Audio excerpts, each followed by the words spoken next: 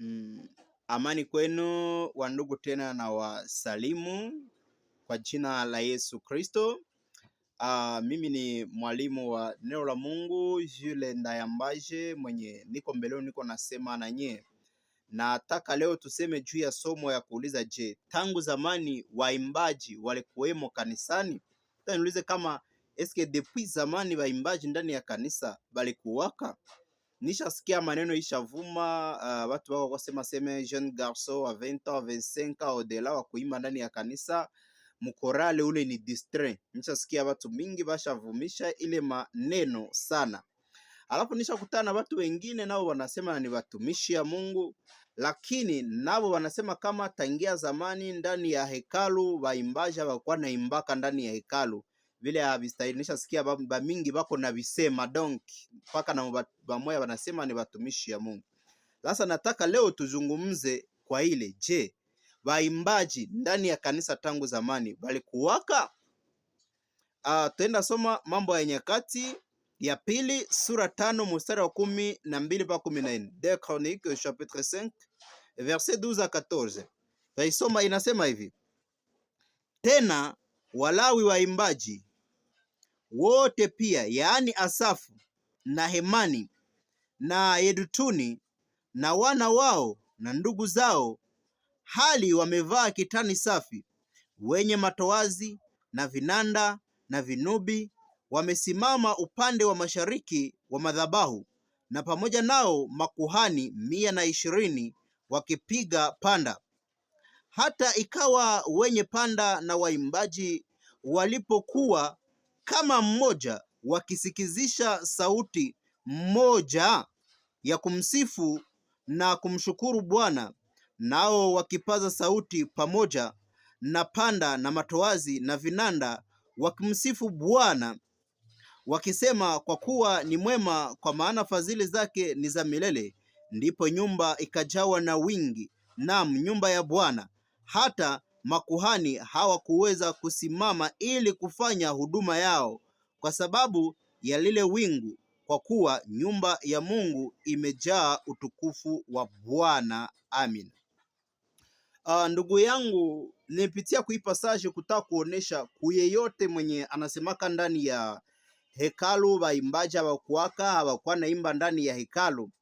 Hapa ni wakati ya kufanya dedikasi ya hekalu yenye Sulemani alikuwa amemaliza yaza alimejengea Mungu.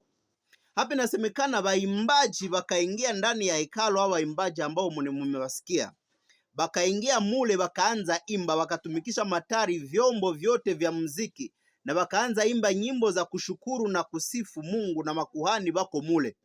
Sasa aliendelea imba mpaka utukufu wa Mungu ikashuka ndani ya hema, ikashuka ndani ya hekalu. Tafadhali, hasa hapa ni waimbaji walitumikia Mungu, ni waimbaji wenye kazi yao, walisimamia kazi ya kuimba ndani ya hekalu na utukufu wa Mungu ikashuka. Donc kukila mwenye anasema kama zamani ndani ya hekalu hawakuwa naimba vile haviko havyo, pale anakuwa amedanganya, hajue wenye iko nasema.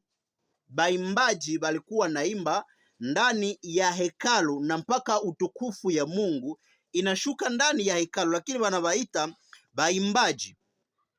Pasaje yengine ya pili ambayo tunaikamata, pasaje ya pili tunaikamata ni Mambo ya Nyakati ya kwanza sura 25 mstari wa 6 mpaka 7.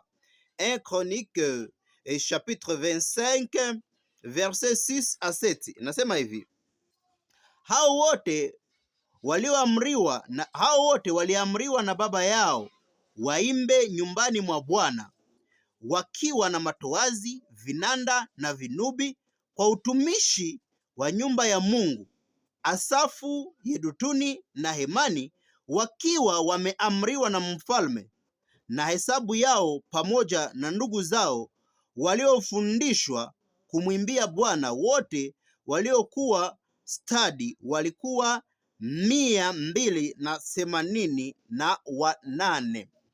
Hapa inaonekana pia ni ile wakati ya mfalme Daudi.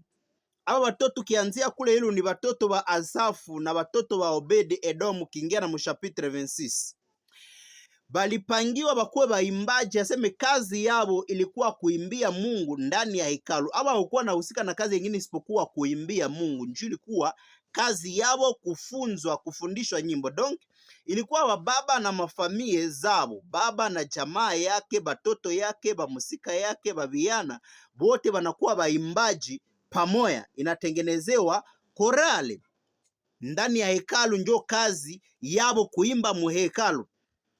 Huyu baba hapa Azafu aliagiza watoto yake akabambia, nyie mutafanya kazi ya kumwimbia Mungu ndani ya hekalu. Donc kuimbia Mungu ndani ya hekalu haiko kukuwa distreme, ni kazi yenye Mungu atalipaka kubale wenye wanaimba, bale wenye wanaifanyaka. Ni kazi ya Mungu sawa kazi yengine kuimbia Mungu.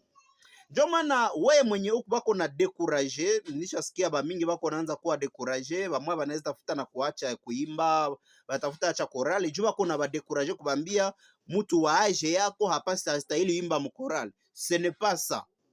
Vile havistahili. Mungu anataka baimbaji baimbie Mungu. Kusiko kwa kudekuraje, endelea ongeza nguvu zaidi. L'essentiel mkorale ni kuangalia gizi munapanga utaratibu yenu.